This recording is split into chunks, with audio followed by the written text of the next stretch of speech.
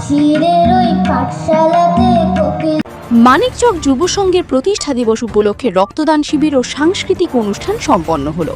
ক্লাবের এই বার্ষিক অনুষ্ঠানে প্রতি বছর ক্লাব কর্তৃপক্ষ বেছে নেন সেরা খেলোয়াড়ের পুরস্কার খেলরত্ন এবং সেরা ক্লাব মেম্বার খেতাব ক্লাবরত্ন, এবং চলতি বছরের বর্ষসেরা সদস্যদের নির্বাচন করে তাদের পুরস্কৃত করা হয়। এবছর ক্লাব কর্তৃপক্ষের সিলেকশনে ক্লাবরত্ন পুরস্কার পেলেন ফাউন্ডার মেম্বার শ্রী জয়ন্ত তাঁতি। উত্তরীয় ও পুষ্পস্তবক দিয়ে ওনাকে বরণ করার পাশাপাশি মানপত্র ও ট্রফি দিয়ে সম্মানিত করা হয়। কর্তৃপক্ষের সিদ্ধান্তে খেলরত্ন পুরস্কার পান ক্লাবের স্বর্গীয় সদস্য শ্রী মেঘনাথ নন্দী। ক্লাব কর্তৃপক্ষ জানায়, শ্রী মেঘনাথ নন্দী 1991 সালে পরলোক গমন করেন, কিন্তু যুব সংঘের সদস্যরা ওনাকে ভুলেননি।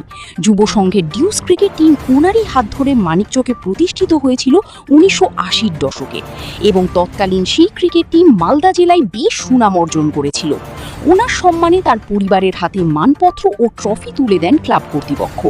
চলতি বছর ক্লাবের সমস্ত কর্মসূচিতে সহযোগিতা ও আচার আচরণ লক্ষ্য করে শ্রী অজয় মণ্ডল ও শ্রী পুলক মণ্ডলকে এবছর সেরা ক্লাব সদস্য খেতাব দেওয়া হয়। আজকে ক্লাবরত্ন হিসাবে যিনাকে তারা সম্মানিত করলেন তিনি জয়ন্ত দা। আমাদের আরেকটা ক্লাবরত্ন পেয়েছিলেন আগে আমাদের সম্মানীয় বিনয় দা। এদেরকে দেখে আমরা ক্লাবে এসেছি এবং আমরা দেখেছি তারা কিভাবে ক্লাবটা করেছে। তাদের সেই কর্মকাণ্ড থেকে অনুপ্রাণিত হয়ে আমরা এসেছি।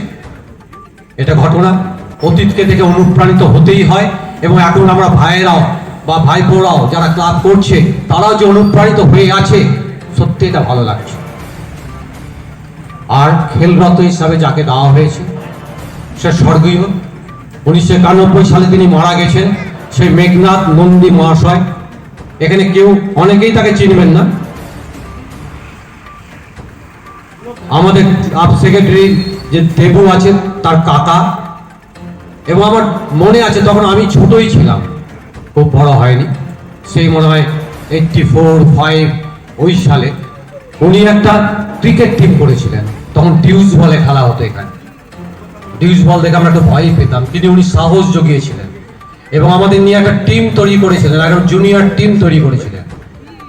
এখনো মনে পড়ে সেই কথা। সেই খেলাটা হতো হসপিটাল মাঠে, হসপিটালের পেছনে যে মাঠ এখন নেই সেই মাঠে খেলাগুলো হতো, এবং দেখতাম তিনি কিভাবে আমাদের শিখিয়েছিলেন। এখনো মনে পড়ছে সেই দিনগুলোর কথা।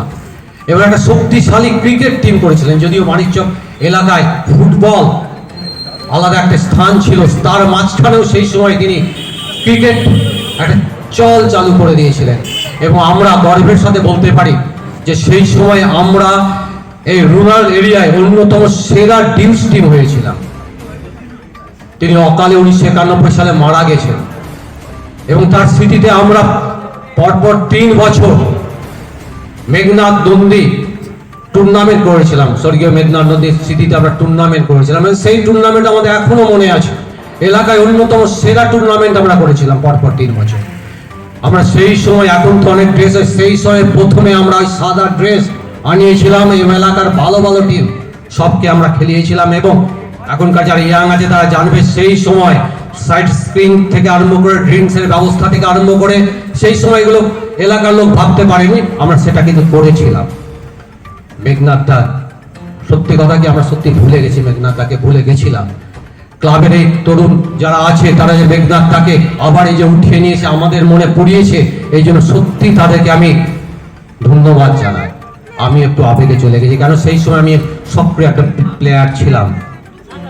যা হোক, এইভাবে এগিয়ে যাক ক্লাব, এইভাবে এলাকার লোকদের সহযোগিতায় মানিকচক যুব সংঘের ছেলেরা ভালো ভালো প্রোগ্রাম করুক।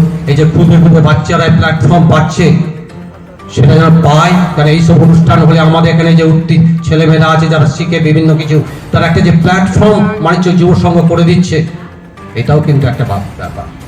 তাই এইভাবে করুন, প্রত্যেকের সহযোগিতায় মানিকচক যুব সংঘ এগিয়ে যাবে, এই আশা রেখে আমি